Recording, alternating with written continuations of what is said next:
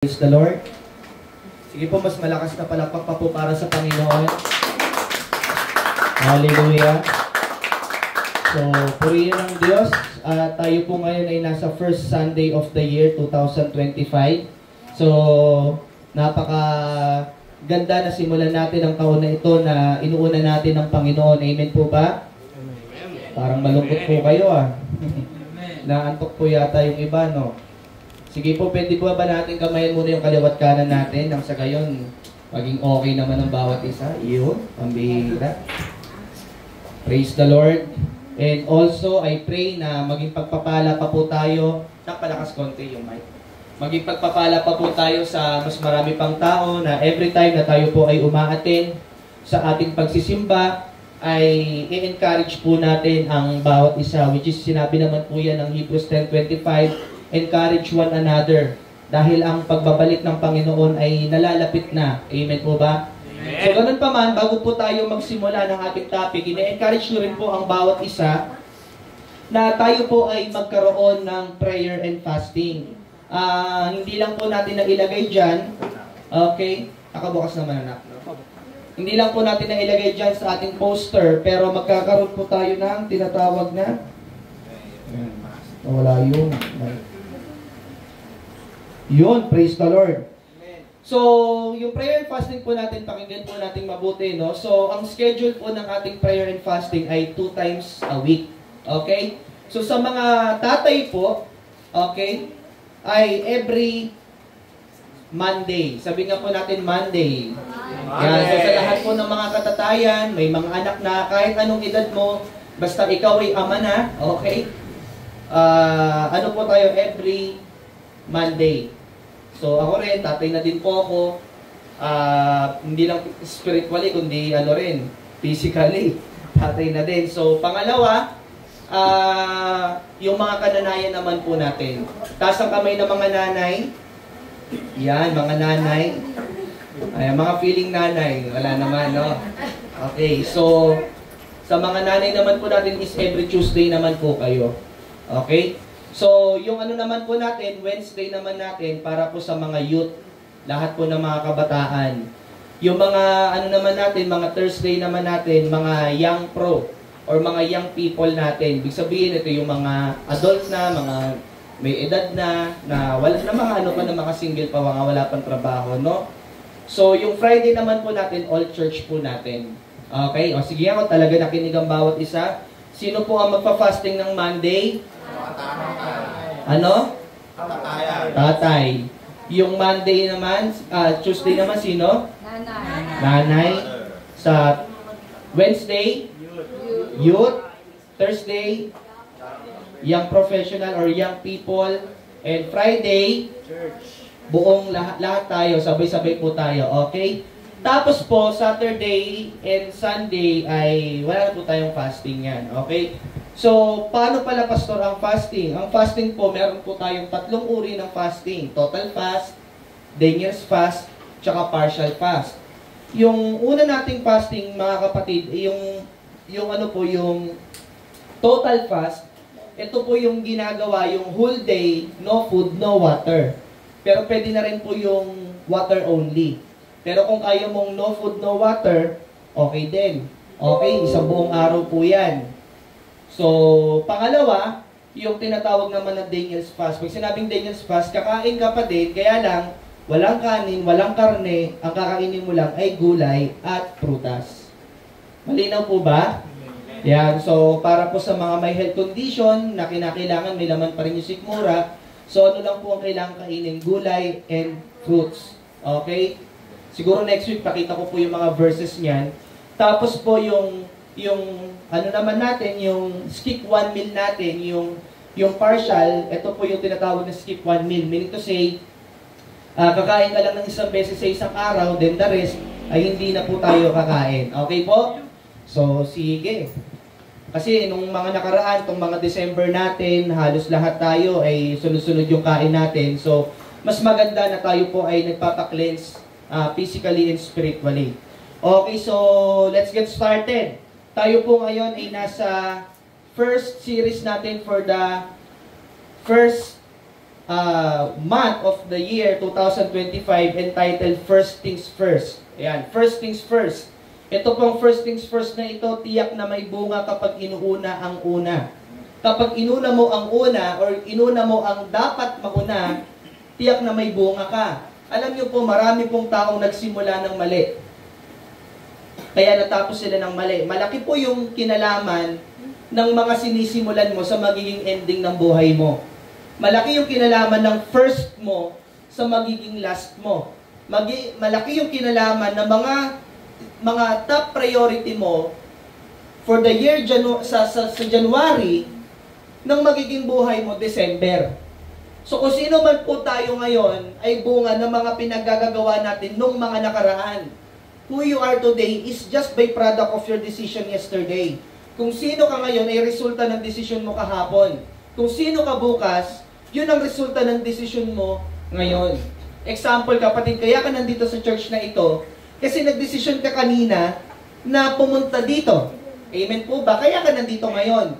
Kaya ka nakakilala sa Panginoon kasi nagdesisyon kang tanggapin siya at sumunod sa Kanya. So malaki po yung kinalaman ng mga pinapriority mo sa magiging ikaw. Kaya nga napakahalaga na itama natin yung mga priority natin. Kasi maniwala ka kapatid, marami pong ipapain sa atin ang kaaway, ang mundo, na mga dapat mong unahin. Okay, so ito pong mga una na dapat natin gawin. Example po natin, ito pong first day of the week, yung Sunday worship natin. Alam nyo ba, ang first day of the week mga kapatid ay Sunday, hindi po Monday. Sunday naman po talaga yung first day of the week. Kaya nga po nung nabuhay si Jesus Christ, yung sinabi pong ganun sa Bible ay first day of the week. And also, kaya tayo nagse-celebrate every Sunday because ito po ay resurrection day ng ating Panginoon. Yung Sunday na ito. So ano pa po, yung mga halimbawa, yung firstborn. Napakahalaga po kay God yan. Yung mga firstborn na yan, yung mga panganay, pati po yung di ba, yung inalay ni Cain at ni Abel. Si Cain hindi po nag first fruit, pero si Abel nag firstborn calf siya. Inalay niya po yun sa Panginoon. Kinalugdan yun ng Lord. So napakahalaga kay Lord ng mga first natin. Okay? So ito rin, yung taon natin na ito, yung araw natin na ito, maganda ibinibigay natin sa Panginoon. Ano man yung mga first sa ating buhay. Amen po ba? Kaya maraming tao, nagkakanda mali-mali yung buhay nila kasi mali-mali yung pinapriority nila. Sa totoo lang, lahat tayo tao lang. Kung ano, Pilipino tayo, Pilipino ka din. Bakit may taong hindi nagtagumpay? Bakit may nagtagumpay? Simple lang, hindi kasi niya priority yung tama. Kapag napagpaligtad mo yung major tsaka minor, magkakamali na lahat sa atin. So, kinakailangan natin maintindihan ano ba yung major tsaka yung minor. Maraming tao, ginagawang major yung minor. Yung minor naman, ginagawa nilang major. Kung ano yung hindi dapat unahin, yun yung inuuna nila. Hello? May kausap pa ba ako? Amen. Kala ko wala na akong kausap eh. Okay, so again, first things first, pag-uusapan natin sa whole year, sa whole month ng January, pag-uusapan natin ano ba yung mga dapat top priority natin sa buhay. Kasi siguradong tiyak na may bunga kapag inuuna ang una. Okay? Si Lord, alam niya yung gagawin niya. So lahat ng mga matatagumpay na tao ay may mga na-hit na priority. Tatandaan natin again, your priority will determine your destiny. Kung ano yung mga pina-priority mo, malaki yung kinalaman niyan o malaki yung epekto niyan sa magiging tadhana mo. Okay? Sabi po ni John Maxwell, as I remember, success is a journey, not a destiny. Ang katagumpayan, mga kapatid, ito po ay hindi tadhana, kundi ito ay isang lakbayin. Sa paglalakbay, mga kapatid, lalakad ka, at sa paglalakad mo, ikaw ang nagdesisyon yan. Ikaw ang nagdesisyon kung saan ka pupunta, kung saan ka lalakad, kung saan ka patutungo. Kaya nga kung ano yung mga kinahantungan natin, ikaw ang may kagagawan yan. Ang kagandahan sa Panginoon, ginagabayan niya tayo kung saan dapat ang lalakaran natin. May mga panawagan sa atin ng Panginoon. So sige, simulan na po natin ito. First topic of the year, ano ba yung dapat nating simulan? Ano ba yung dapat nating i-priority or i-prioritize sa ating buhay? So I want to open your Bible with me in the book of Matthew chapter 6 verse 33. Matthew chapter 6 verse 33. Sabi pong ganun dito, but seek ye first. King James Version po yan, no? Kaya may ye. But seek ye first the kingdom of God and His righteousness, and all these things shall be added unto you. Alam niyo po, pwede ba natin palakpakan muna saglit at purihin ang Panginoon sa pagbabasa ng kanyang salita? Alam niyo po mga kapatid, ito pong verse na Matthew 6:33, sikat na verse po yan. At ang dami pong nagko-quote niyan. Pero alam niyo kung ano lang talagang pinaka-naiintindihan ng mga tao dyan? Yung dulo na words. And all these things shall be added unto you. Yung talagang pinaka-gusto nila. Although nababasa nila yung seek first the kingdom of God and His righteousness, kaya lang parang nakakalimutan or hindi masyadong na-apply. So kinakailangan natin maintindihan, ano ba itong Matthew 6:33 na ito? So makikita po natin dito yung salitang seek. Say with me, seek. Seek. Pag sinabing seek, it means priority. Ano ba dapat yung pina-priority ng isang tao? Ano ba dapat yung kanyang pinapahalagahan? But seek first. Dapat po itong unahin. Ganun po ang ibig sabihin yan.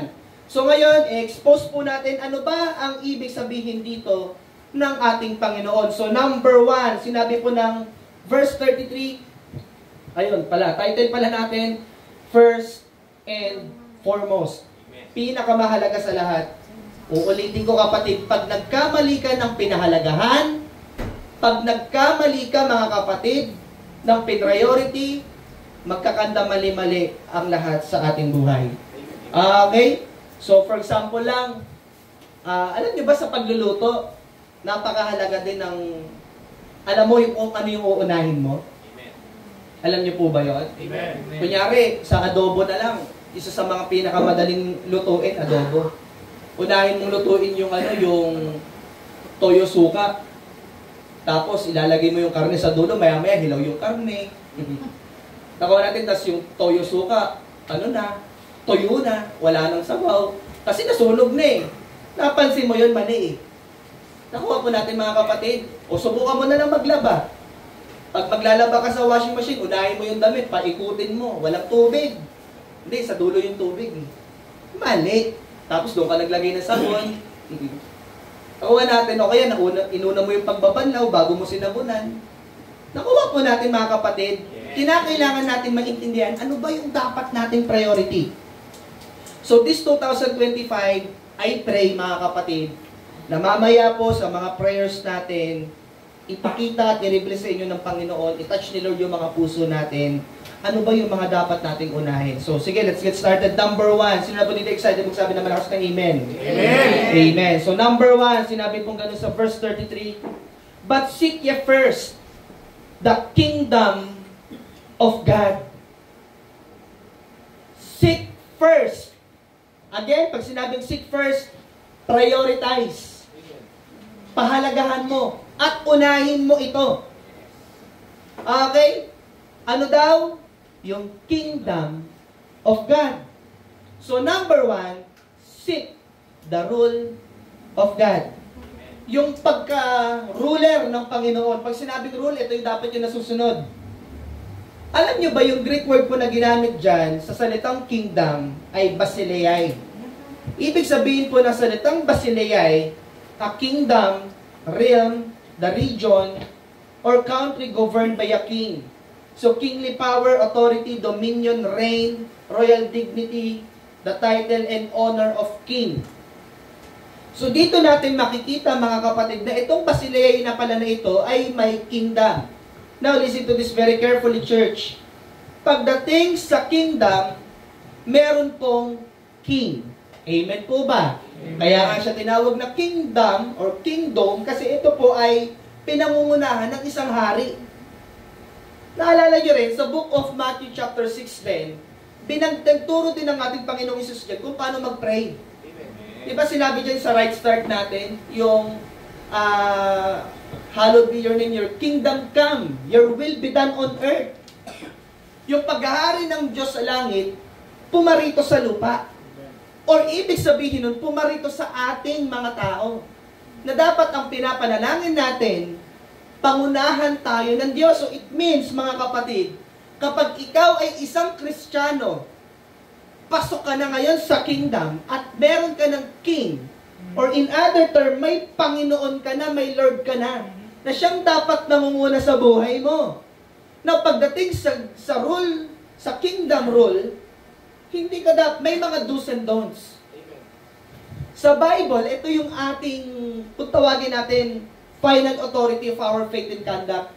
Sa Bible, kanina sa devotion ko din, sa Bible mga kapatid, napansin ko ang Bible, may mga do's and don'ts. Amen. Ang utos ng Diyos, may mga dapat pinapagawa ang Diyos at may mga hindi dapat ginawa. At madalas na ginagawa ng tao, yung pinapagawa ng Diyos, hindi ginagawa. At yung hindi pinapagawa ng Diyos or pinagbabawal ng Diyos, yun yung ginagawa minsan ng tao. So, nasa na ngayon doon, yung tinatawag nating seek the rule of God. So, bago tayo mag-quotes, Matthew 6:33, and all these things shall be added unto us. Hindi, kapatid. Unahin mo muna yung kingdom of God. Kasi pinangako ito, pero may requirement. Okay, seek first the kingdom of God. So again, ibig sabihin nito, Basileia, kingdom. Pag ikaw ang nagdadrive, merong rules na dapat sundin. Pag naka-red, stop. Pag naka-green, go. Pag intersection, hindi ka dapat nandun sa loob na nakatenga. Nakuha natin, kapag ikaw ay nasa isang bansa, may mga rules, may mga batas na dapat sundin. Hindi ka dapat pwedeng magbatigas doon. Kunyari, nagpunta ka ng Singapore, nagpunta ka ng Japan. Sa Japan, alam ko, napakalinis na bansa doon.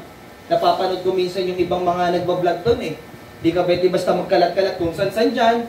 Balat ng candy, tapon mo kung saan dyan. Kung kailan mo gustong tumawid, tatawid ka. Uhulihin ka doon mga kapatid, kahit wala pang traffic enforcer, may mga CCTV doon. Tapos magugulat ka, uhulihin ka, sasabihin mo, bakit ko uhulihin? Sa Pilipinas, ganito kami eh. Ganito talaga ako, Pinoy ako eh. Di ba minsan yung tokos ng tao, ba't mo ako babaguhin eh, ito ako. Di ba may ganun minsan, narinig ko minsan nung tinuturuan ko siya maging Kristiyano, sabi niya, ito talaga ako, pastor, palamura talaga akong tao eh. Magpapaka-plastic ako, di ako magbumura. Hindi mo pwedeng ipilit yun. Nakuha natin, ano yung sasabihin mo, mamamati tao talaga ako, papatayin ko sino gusto kong gawin. Ganun ba yun? Pag may batas na dapat sundin, sumunod ka doon. Estudyante ka, ganito yung costume tuloy sasabihin ko, uniform ng estudyante, susundin mo yun. Ganitong haircut yung kailangan sa school, susundin mo yun. Hello? Amen. Ganon din po sa bansa, hindi mo pwedeng ipilit. Kami sa Pilipinas, ganito kami, burara kami. Hindi nga kapatid eh. Nasa ibang bansa ka nga eh. Ganon din kapatid, pag isa kang Kristiyano. Amen. Pag isa kang mananampalataya, hindi lahat ng gusto mo, ipipilit mo. Nakawa natin. Now, also, sa Matthew chapter 6 verse 24, may binanggit din dito. Sinabing ganun dito that no one can serve two masters. Either you will hate the one and love the other, or you will be devoted to the one and despise the other. You cannot serve both God and money. So actually, yan yung context niyan. Hindi ka pwede maglingkod ng pareho sa Diyos tsaka kaperahan. Also, gusto ko makita nyo dito yung hinighlight natin dyan na no one can serve two masters. Kaya nga kapag ikaw ay isang Kristiyano, by the way, pag sinabing Christian, follower of Christ. Now, tanungin kita, sagutin mo sa isip mo, Kristiyano ka ba? Kasi kung isa kang Christian, dapat si Kristo ang nakikita sa buhay mo. Kung ikaw ay isang Christian, dapat si Jesus yung nangunguna sa buhay natin. When was the last time may pinapagawa sa iyo ang Panginoon, kaya lang ikaw palagi ang nasusunod? Yun yung magandang tanong. Pero alam mo maganda kapatid, yung lagi ko sinasabi, hindi naiintindihan na marami. Kapag si Jesus ang master mo, panalo ang lahat sa buhay natin. Dito natin makikita yung isang taong nagpapasakop kung bakit kasi bumabagsak ang isang bansa or bumabagsak ang isang tao. Kasi napapangunahan siya ng maling leader or napapangunahan siya ng maling master. O tingnan nyo na lang po sa ibang bansa mga kapatid. Kapag ang leader or master ng isang bansa or presidente ng isang bansa ay may maling mindset, may maling leadership, bumabagsak yung mga tao.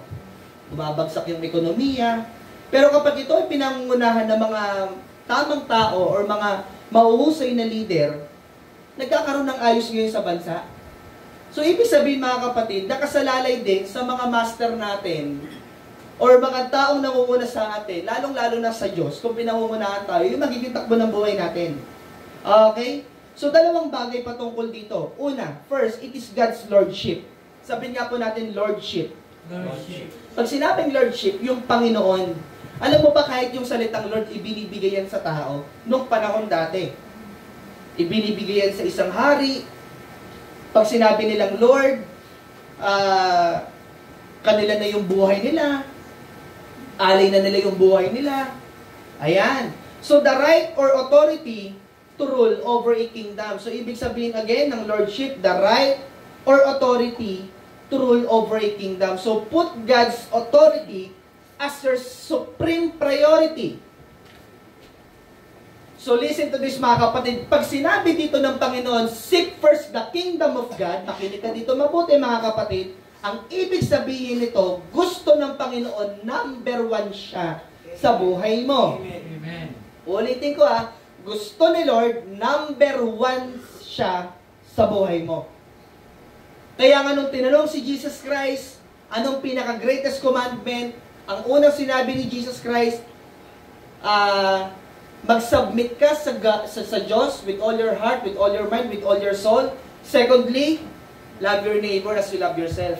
Yung pagmamahal sa tao, palaging pangalawa lang yon. Huwag kayong magkakamali sa sasabihin ko ng pag-intindihan. Don't get me wrong mga kapatid.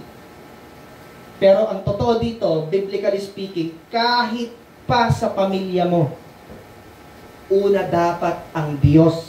Amen. Kahit pa sa jowa mo, kahit pa sa kaibigan mo, kahit pa sa katrabaho mo, basta patungkol sa tao, gusto ng Panginoon, number 1 siya. Amen. At ayaw niya din nang may kapantay siya. Amen. Okay? Gusto ni Lord, number 1 lang siya. Kaya nga si Lord, jealous God siya. Silosong Diyos po ang Diyos natin, mga kapatid. So again, mga kapatid, put God's authority as your supreme priority. So every time na ikaw ay magdidesisyon, palagi mong tatanungin sa sarili mo, ito ba ay makakalugod sa Diyos? Ito ba ay gusto ng Panginoon sa aking buhay? So by saying God has the authority, it means that He has the last word. Ulitin ko by saying God has authority, it means that He has the last word. So ibig sabihin, pag sinabi natin na ang Diyos ang may authority sa buhay ko, dapat ang huling say o ang huling last word, mga kapatid, ay ang salita ng Panginoon. Ano ba ang sinabi ni Lord? Pag hindi sinabi ni Lord, tabla. Pag sinabi ng Panginoon, sunod tayo doon. Okay? So kaya nga, hindi mo lang tinanggap si Jesus bilang tagapagligtas at Panginoon.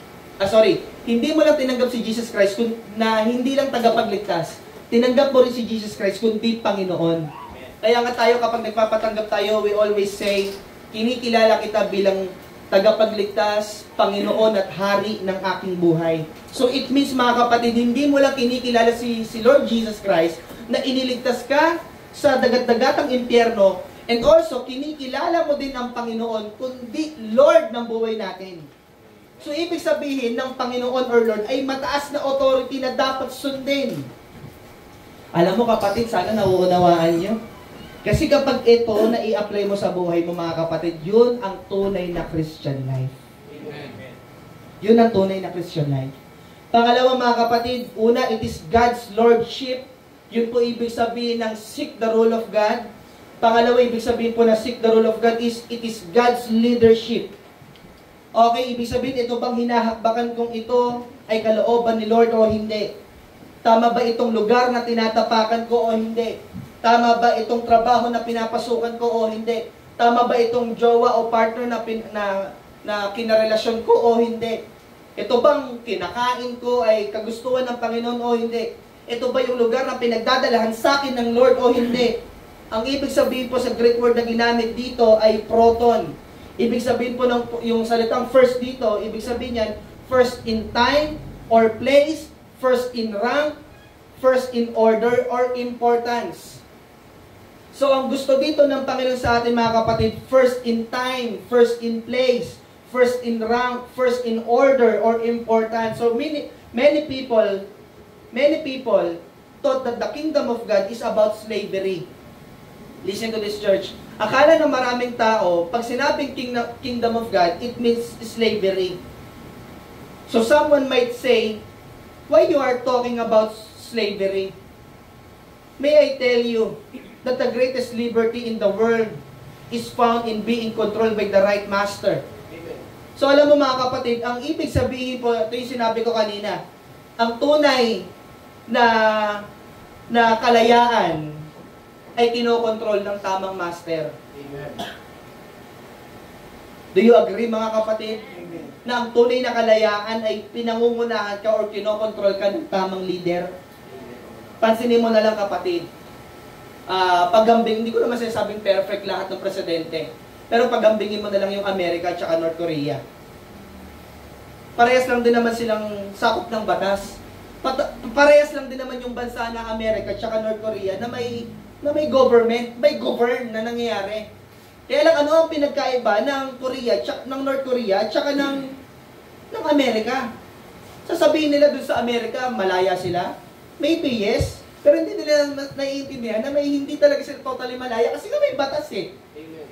Na kapag sila pumatay doon, makukulong. Na kapag sila nagnakaw, makukulong. May mga law pa din doon. Kaya lang, meron lang sila talagang tamang government. Meron na silang mga tamang master. Hindi katulad sa North Korea na halos slave na talaga sila. Bawal magpatugtog, bawal mag-internet, bawal magdamit ng kung ano yung gusto nilang isuot. Nakuha natin yun mga kapatid. So again, I tell you that the greatest liberty in the world is found in being controlled by the right master.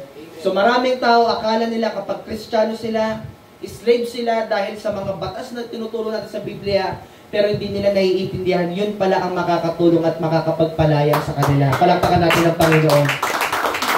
Kasi kapatid, dalawang bagay lang yan. Kung hindi ka paghaharian ng Diyos, paghaharian ka ni Satanas. Pag hindi si Lord ang nangunguna sa'yo, hindi mo namamalayan, diablo na pala ang nangunguna sa'yo. Kasi yun lang naman na naghahari sa dalawang bagay. Nakuha natin mga kapatid, akala mo na paghaharian mo sarili mo, hindi. Demonyo naghahari sa atin. Kasi kung hindi si Lord ang magbibigay, demonyo ang magbibigay sa atin ng mga wrong priority.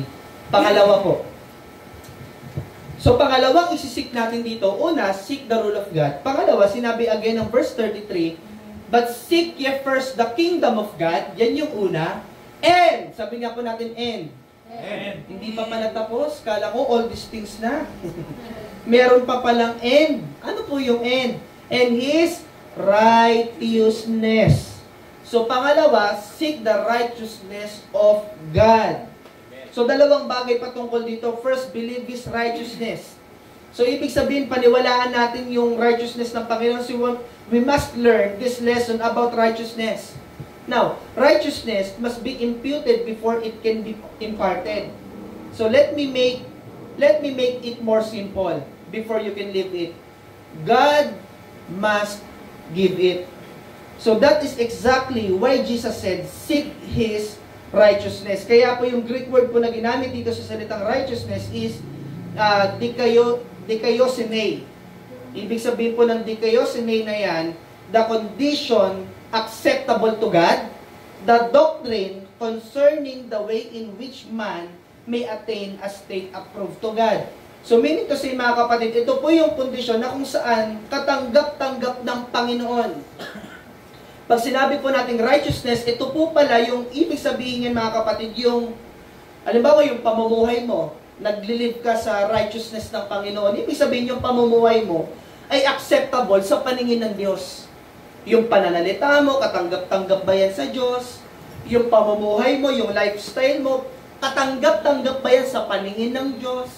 Yun pong ibig sabihin ng righteousness.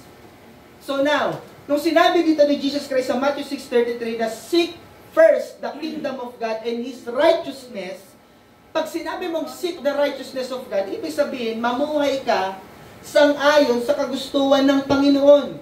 Amen. Now, Again, pag sinabing seek, priority. Ito ngayon yung tanong ko. From Monday to Sunday, sa loob ng 24 hours, umaga, tanghali, hapon, gabi, madaling araw, yang routine ng buhay mo na yan, mga kapatid, yan ba ay nakakalugod sa Panginoon o hindi? Yun yung magandang tanong na titignan mo ngayon. Ito bang mga ginagawa ko ay nakakaluwalhati ba or nakakalugod ba sa Panginoon o hindi?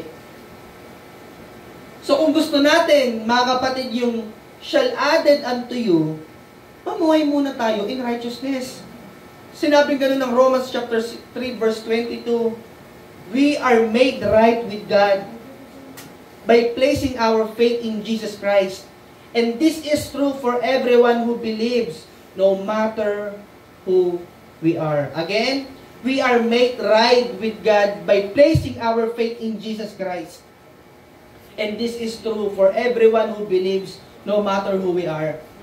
Kapag ikaw daw, ibinigay mo na daw, ipinlace mo na daw yung faith mo, or naniniwala ka na sa ating Panginoong Hesus, ibig sabihin, naging right na tayo sa paningin ng Diyos, nagkaroon na tayo ng righteousness. But wait, minsan may nagtatanong, Pastor, bakit si ganito, tumanggap naman na kay Lord? Christian naman na siya. Bakit hindi pa rin siya namumuhay sa righteousness? Alam nyo kapatid, maybe hindi pa talaga siya tumatanggap. Hello? Ito, ngayon nyo lang ito maririnig sa akin. Alam nyo ba na pwedeng may kasama tayo sa church pero hindi pa talaga siya totally surrendered sa Panginoon? Possible ba, Pastor, na nanalangin siya, sumabay siya sa prayer of acceptance, and yet hindi pa talaga siya totally nagpe-place sa Panginoon? Pwede. Okay, pwedeng proseso talaga.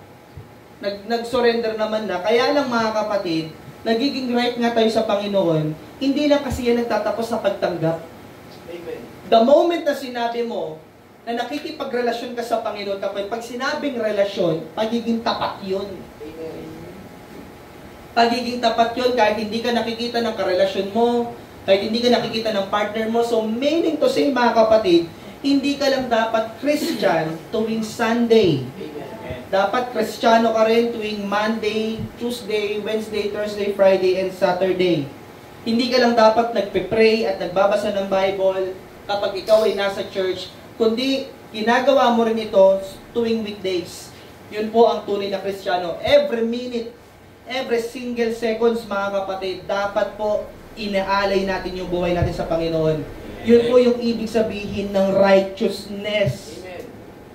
Alam mo kapatid, yung leader mo, yung pastor, yung ako bilang isang pastor, sa totoo lang, hindi ko naman kayo talaga nakikita lahat. Pero alam nyo, di na rin ako nagpapaka-stress. Kasi malinaw na sinabi sa akin ng Panginoon, ginawa mo na yung part mo. Tapos kami na ang maghaharap. Kayo na ni Lord maghaharap, kapatid eh. Ako, ang gagawin ko lang, pangaralan kayo, turuan kayo. Pero kapag hindi ko na kayo nasasakop, baka pagkamalan nyo pa ako, masyadong nakikialam masyado sa buhay nyo eh. Ang ginagawa mo, baka nag-iossi ka na. Hindi ko naman kayo ginaganon eh. Nakuha po natin mga kapatid, kaya lang, between you and God na kasi yun. Ako, ang trabaho ko, ang trabaho ng mga life group leaders natin, turuan tayo, gabayan tayo. Okay? Pero ang ending, yung pagiging righteousness, kayo na ni Lord yan. Amen. Kaya nga alam nyo, malaki naman talaga, sabi naman ni John Maxwell, di ba? Everything rises and falls on leadership. Malaki yung kinalaman ng leader sa ikakalago ng mga members, sa ikakalago ng mga mananampalataya. Tama. So, ibig sabihin, pero kaya lang, mga kapatid, malaki pa rin yung kinalaman ng sarili natin. Alam mo kapatid, kahit na anong pilit mong gawing tulong sa isang tao, kung siya mismo ayaw niyang tulungan yung sarili niya na magbago, mahihirapan pa rin siya magbago. So ang tunay, alam mo yun kapatid, tulungan ito. Kung gusto natin lumago, spiritually, hindi ito lagi nakasalalay sa mga leaders natin, kundi nakasalalay din ito sa pagsunod natin sa Panginoon. Kasi magkakatalo ito, magkakabakbakan ito kapag wala ka na sa church. Pag wala ka na sa life group. Again, pag sinabing righteous, mamuhay ka ng may kabanalan. Yung maging tapat ka, mga kapatid. Okay? Kahit na walang nakikita, kahit walang nakatingin na ibang tao, kahit walang tao nakatingin sa iyo, kapatid, tatandaan natin nakatingin ang Panginoon sa atin. At siya ang mag-check niyan kung nabubuhay ba tayo righteously. Okay? So una, believe His righteous. Yun po ang ibig sabihin ng seek the righteous of God. Pangalawa po, ibig sabihin dito, practice His righteousness. Ibig sabihin po, i-practice natin sa buhay natin. Kaya nga po, ang ganda nung sinabi sa NIRV, sabi po ng New International Revised Version, but put God's kingdom first, do what He wants you to do. Do what He wants you to do. Sinabi po ng ibang translation, ibig sabihin, gawin mo kung ano yung gusto ng Panginoon. Yun po yung righteousness. So another command of Jesus to be prioritized is God's righteousness. So we must recognize that the kingdom of God is not only powerful, but it is also pure. Again, we must recognize that the kingdom of God is not only powerful, but it is also pure. So first, mga kapatid, do we really need righteousness? Yun yung magandang tanong, do we really need righteousness? Alam niyo po, pag sinabing righteousness, kasama na po dito yung sinasabing holiness and purity. Okay? Kaya nga, marami nang pinauso yung demonyo na salita eh. Alam niyo ba, maraming salita ang demonyo na pinauso. Katulad na lang halimbawa na, naku, huwag ka magsisimba kasi masusunog ka. Ayan, pauso ng demonyo yan.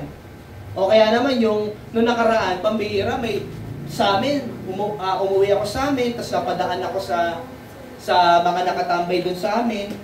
Tapos yung bagong lipat doon sa amin, sa bahay, tinatanong, sabing ganun, umiinom ka ba ng alak? Sabi nung bagong lipat, oo naman, di naman ako angel eh. Sabing ganun. Di naman ako angel, ba't di ako iinom ng alak? Sabi ko, anong mga topis yun? Anong mga salita yun? So, ibig sabihin, pag tao ka, kailangan talaga required na gumawa ka ng kasalanan. Nakuha natin yung mga kapatid. So, sinabi ganun dito, do what He wants you to do. We must recognize that the kingdom of God is not only powerful, it is also pure. Again, tignan mo yung holiness, tsaka yung purity. Nabubuhay ba tayo sa purity? Nabubuhay ba tayo sa holiness? Tatandaan natin mga kapatid, babalik ang Panginoon. Magsi-second coming, ang sarap datnan ng Panginoon na lumalaban tayo sa kabanalan. Amen. Ang sarap, maski palakpakan natin ng Panginoon. Ang sarap datnan na nadatnan tayo ng Panginoon na inilalaban natin ng kabanalan. Ang sarap na namatay tayo na napiplease natin ng Panginoon. So isa sa mga itatanong mo, do we really need righteousness, holiness, purity? So believe me, brothers and sisters, this world badly needs righteousness. Example na lang natin mga kapatid, yung mga matitinding krimen na nangyayari. Ang dami po ngayon na talagang sobrang karumal-dumal na nangyayari. So God's righteousness is your true success. So seek it first, prioritize it. Amen po ba? Maniwala ka kapatid, isasalba ka ng righteousness from destruction. Isasalba na itong righteousness na ito, yung paglakad mo sa kabanalan, okay, sa holiness at saka sa purity, isasalba ka niyan sa mga wawasak ng buhay mo. Isasalba niyan yung marriage mo, isasalba niyan yung ministry mo, isasalba niyan yung pangarap mo. Sa mga may asawa dito, mga kapatid, pag nilalakaran mo yung righteousness, hindi yan mawasak ng pamilya mo. Okay? Kapag nilalakaran mo yung righteousness. Pangalawa, yung ministry mo, kung ikaw ay nagla-life group, okay, kung ikaw ay nagla-life group, minsan ititest ka din dyan, when it comes to sa kaperahan, pati minsan sa mga ganyan na rin, sa mga jowa-jowa na din. Imbis na discipleship, disciple chicks. So, isasalba ka niyan, kapatid. And lastly, yung pangarap mo. Isasalba ka ng righteousness dyan sa pangarap mo. Kapag mali ang priority mo, makikita mo, babagal ka lang sa pag-abot ng pangarap. Kasi marami kang gagawing kalokohan. Okay? Lalo na sa panahon na may mga pangangailangan, doon ka susubukin. Okay? So lastly, mga kapatid, again, number 1, Seek first the kingdom of God. Ibig sabihin, seek the rule of God. Pangalawa, ano nga po ulit? Seek the righteousness of God. And lastly, sabi po ng verse, and all these things shall be added unto you. So, pangatlo mga kapatid, see the riches of God. Dalangin ko kapatid, makita mo yung pangako ng Panginoon, this 2025. Na every time na pinapractice mo yung kabanalan, yung righteousness ng Panginoon, every time na inuuna mo yung kingdom ng Panginoon, mga kapatid, dalangin ko makita mo yung pagpapala ng Diyos sa ating buhay. Amen. So, see means to discern, experience or witness. Ang ibig sabihin po dito, mga kapatid, ng tignan mo, ibig sabihin yan, yung maramdaman mo or ma-experience mo or ma-witness mo, mga kapatid. Dalangin ko this time, this 2025, makita mo pa yung malaking plano ng Diyos sa buhay natin. Nang sa gayon, mga kapatid, makaya natin. Siyempre, we're not after the blessing. Hindi naman talaga doon dahil lang sa pagmamahal sa atin ito ng Diyos. Pero dalangin ko, mga kapatid, maging motivation natin ito para makita mo, mga kapatid, yung para kayanin mo, yung paglakad sa righteousness kasi mahirap talaga. Mahirap pakipagbuluan kay Satanas. Madalas lang natin inaasar si Satanas, mga kapatid. Katulad nung December 25, ang daming Christian nakasar sa kanya. Walang birthday, si Jesus meron. Yung mga ganon. Naasar siya. Kaya lang ganun pa man, mga kapatid, mahirap talaga makipagbuno kay Satanas. Aminin man natin o hindi. Talagang siya kapag nag-tempt sa atin. Kaya dalangin ko, mga kapatid, makita mo yung riches ng Panginoon. So, dalawang bagay dito. First, it is God's guarantee. God will surely fulfill His promises to you. Kapatid, si Jesus Christ, sabi ko nga, yung ibang tao, mapapako yung pangako, pero si Lord andang mapako, matupad lang yung kanyang pangako. Palakpakan natin ang Panginoon. So it is God's guarantee, mga kapatid. God will surely fulfill His promises to you. Pag si Lord nangako, gagawin niya yun. Pag pinangako ng Panginoon, babalikan niya tayo, magsi-second coming, mangyayari yun. Buti pa si Lord, no, bumabalik yung ex mo, di na bumalik. Amen po ba? So, pangalawa, it is God-given. Sabi po ng verse, then all those things will also be given to you. Ang ganda lang din nung sinabi nung pastor kahapon sa prayer works, sinabing ganon, and all these things shall be added unto you. Gusto ko lang gamitin yung illustration kahapon ng isang pastor. Pag sinabi ditong added, ibig sabihin, dinagdag na lang. Pag sinabing dinagdag na lang, ibig sabihin, sa simula pa lang, meron ka na. Hello? Sa simula pa lang, meron ka na. Parang isang tubig o isang baso. Kapag dinagdagan mo ng konting laman, ibig sabihin, dagdag na lang yun. Ibig sabihin, meron ka na talagang nakalagay. So, una talaga na ipapriority natin, yung paghahari ng Diyos sa puso natin. At yung righteousness, at yun dapat talaga yung pinaka-main source na nagbibigay ng kaligayahan sa atin. So yung all these things na ito, mga kapatid, dagdag na lang ito sa atin ng Panginoon. At alam niyo ba, mga kapatid, kung ano yung tinutukoy dito ni Jesus Christ na all these things, ay yung added unto us, yung mga winowori natin sa buhay. Kung babalikan niyo pong Matthew chapter 6 na ito, kung babasahin niyo po yan, yung mga tao masyadong nag-aalala sa kanilang kakainin, sa kanilang iinumin. Tapos sinabi pa nga ni Jesus Christ, tignan mo yung mga ibon. Maging yung mga ibon, kahit na walang mga trabaho, napapakain sila ng Panginoon. Hindi sila naghihirap kung saan sila kukuha ng source ng kanilang kakainin. Kayo pa kayang mga tao? Tapos sinabing ganon, yung what you will eat, what you will drink, what you will wear, we will wear, kung ano isusuot nating damit. Bakit po masyadong pinag-aalala yan? Ito pa po, mga kapatid, nung binabasa ko po yung Matthew 6, akala ko, yung pinag-aalala lang ng tao, yung kakainin, yung iinumin, yung isusuot, may sinabi pa si Jesus. Sabi pa po ng ating Panginoon, pati yung tomorrow, inaalala nila. Sabi nga nun, don't worry about tomorrow, for tomorrow will worry itself. So pati pala, mga kapatid, hindi lang yung kakainin mo sa present mo ngayon. Kasi maraming tao, yun yung inaalala nila, yung present nila. Di mo na ako mag-church, kailangan ko mag-work, para may sahod, para may trabaho. Hindi mo na ako magaganito, hindi ko uunahin yung Panginoon. Yun yung present. Pati yung future, pinoproblema din nila. Alam mo, kapatid, makinig ka dito mabuti. Ang dami kong nakita. Pambira. Sige, kamag-anak ko na lang. Nakita ko, kapatid, masyado niyang inalala yung tomorrow.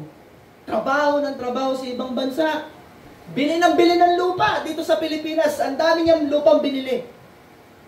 Alam mo, dumating yung time, pag uwi niya ng Pinas, walang pera, ang daming utang, pinagbebenta din lahat ng mga lupain na kanyang binili. Ngayon, naghihirap, walang tamang management ng pera, stress na stress sa buhay. Kasi nga masyado mong inalala yung bukas. Hindi mo na inalala yung pinapauna ng Panginoon. Yung kingdom of God, tsaka yung righteousness. Yung tomorrow, masyado mong iniintindi. Hello? Kaya nga sinabi ganun mga kapatid, sana makita mo yung mga dagdag ng Panginoon. Sinasabi ng Panginoon, yung mga inaalala mo, dagdag ko lang yan. Meaning to say, maliit na bagay lang yan sa akin. Hindi mo dapat inaalala yung mga maliliit na bagay. Hello? Ang dapat inaalala mo, yung unahin ng Panginoon. Bago mo intindihin yung pagpapala, unahin mo munang intindihin yung nagbibigay ng pagpapala. Bago mo intindihin yung blessing, intindihin mo yung blesser, and that is God. At sinabi ng Panginoon, mga kapatid, pag inuna mo to, and all these things shall be added unto you. Amen. Then all those things will also be given to you. It is God-given. Si Lord nga, si Lord yung magbibigay dito. Amen. When was the last time meron kang trust issue? Kunyari na lang, mga kapatid, kunyari na lang, bubunutan ka ng ipin. Yung bubunot ng ipin mo na lang, yung katabi mo na lang, may trust issue ka dyan. Ang bira, bakit yan?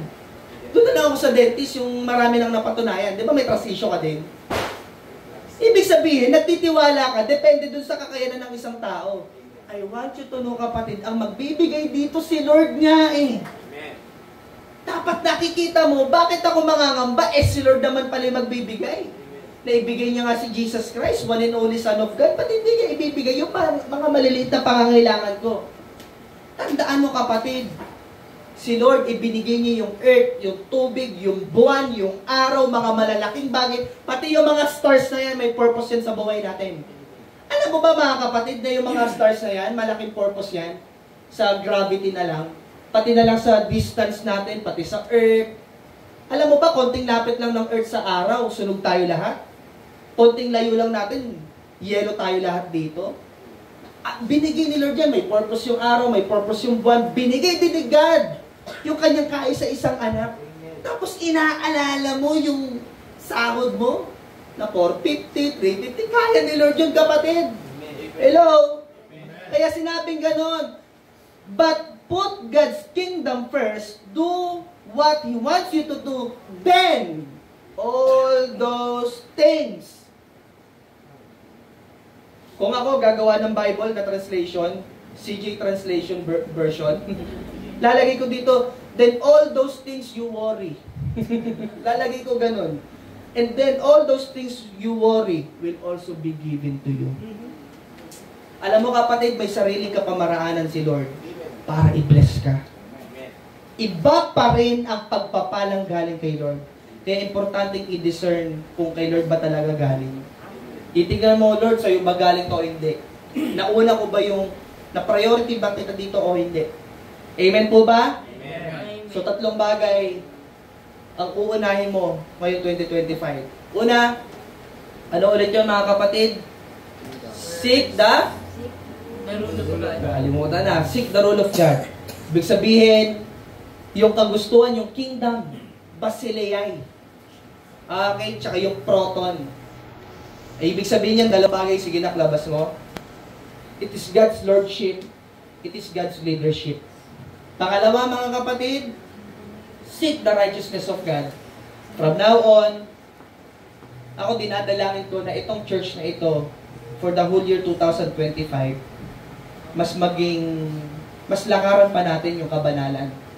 Mas magbantay pa tayo sa salita, mas magbantay pa tayo sa mga kilos natin, okay?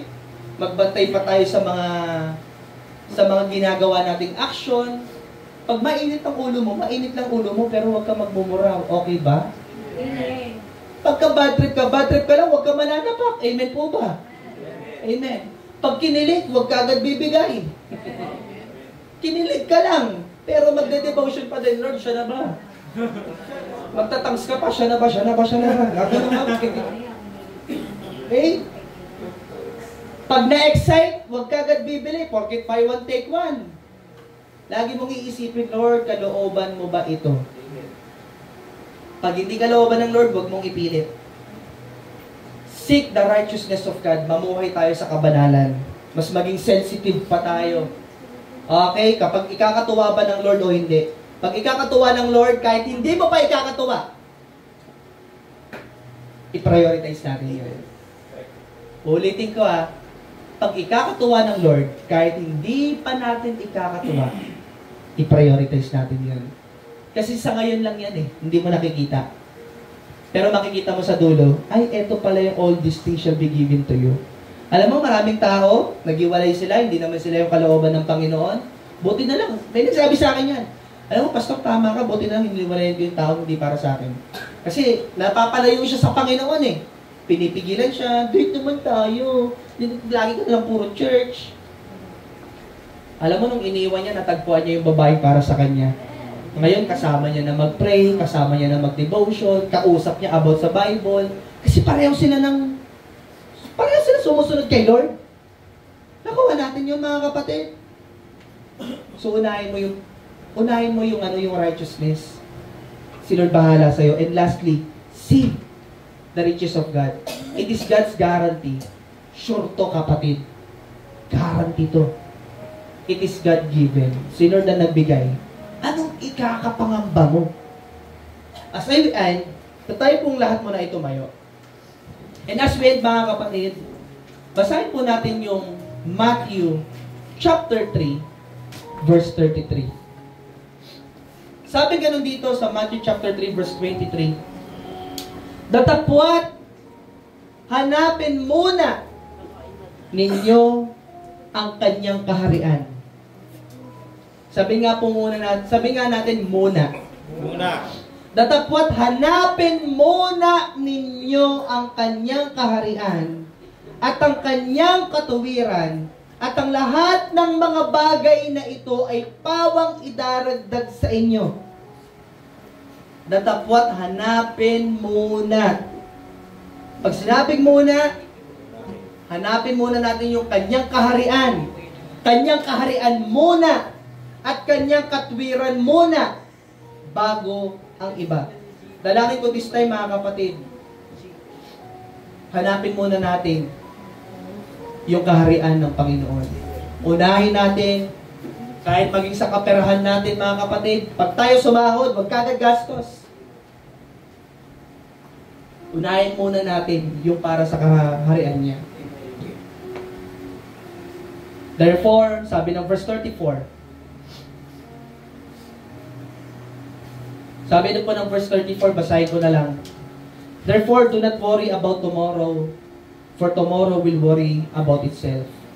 Each day has enough trouble of its own. Sabi ng Panginoon, huwag mong alalahanin ang bukas. Hayaan mo ang bukas ang mag-alala sa sarili niya. Tatandaan natin, mga kapatid, bakit sinabi ni Jesus to? Because tomorrow is uncertain. Hindi natin masisigurado ang bukas. Hindi natin alam kung ano yung mangyayari bukas. Pwedeng bukas, bumalik na si Lord. Pwedeng bukas, mag-resign na lang bigla si BBM. Iba na presidente. Pwedeng bukas, humiwalay na yung Mindanao sa atin. Magtayo na sila ng sarili nilang bansa. Yung Duterte. Pwedeng bukas, magkagera sa ibang bansa. O ngayon, sa China, may bago na naman kumakalat na sakit. Pwedeng bukas, may bonus ka. Amen. Hindi natin alam yung bukas. Tomorrow is uncertain. So, anong gagawin natin ngayon kung hindi natin sure yung bukas? Seek God today. Unahin natin si Lord sa ngayon. 2025 is uncertain. Hindi natin alam yung mangyayari ng February, March, April, May, June, July, August, September, October, November, December. So seek God today. Nakasalalay sa ngayon mo yung magiging ending mo. Malaki yung kinalaman ng first month mo sa magiging last month ng taong ito. So para hindi ka nag-aalala, kumapit ka sa may control ng oras. At yun ang Diyos. Ibigay mo yung tomorrow mo kay Lord. Nakakatakot ang mga prediction nila sa 2025. Pero alam mo kapatid, wala kang ikakatakot kapag si Lord ang inuuna mo. Again, but seek ye first the kingdom of God and His righteousness, and all these things shall be added unto you. Sabi po ni Corrie ten Boom, never be afraid to trust an unknown future to a known God. So surrender everything to God today. Sino po sa atin ngayon gusto mong i-rededicate yung life mo? Or maybe this is your first time na sinasabi mo, Lord, I want to dedicate my life. Or maybe ikaw, matagal ka na, pero sinasabi mo, Lord, inaamin ko, God, na sa oras na ito, inaamin ko, Panginoon, na may mga moments na hindi kita nauna. Pwede ba this time, unahin natin ang Panginoon, His righteousness, His kingdom, God's rule, at sana mga kapatid, makita mo yung magandang plano ng Diyos. If you're this person today na yan yung panalangin mo, pag bilang ko ng 3 kapatid, itataas mo yung kamay mo na mabilis bilang tanda ng pagsuko mo sa Kanya. Bilang tanda ng pagtaas mo ng kamay na yan, sinasabi mo, Lord, sa iyo ang bukas ko. Sa iyo ang buong taon ko ng 2025. Are you ready? 1, 2, 3. Praise the Lord. Sa pagtaas mo ng kamay na yan, pwede mo bang banggitin ang panalangin ito, tariin mo sa'yo? Sabihin mo sa Kanya, Panginoong Jesus, inaalay ko ang aking buhay simula ngayon, bukas, at magpakailanman. Ikaw ang aking hari, Panginoon, Diyos at tagapagligtas. Nagtitiwala ako sa iyo at nananampalataya ako sa iyo. Patawad sa lahat ng kasalanan, lahat ng pagkukulang. Tulungan mo akong sumunod sa kalooban mo. Ito po ang aking panalangin. Sa pangalan ni Jesus. Amen. Pwede ba natin palakpakan ng Panginoon? Sige, mas malakas na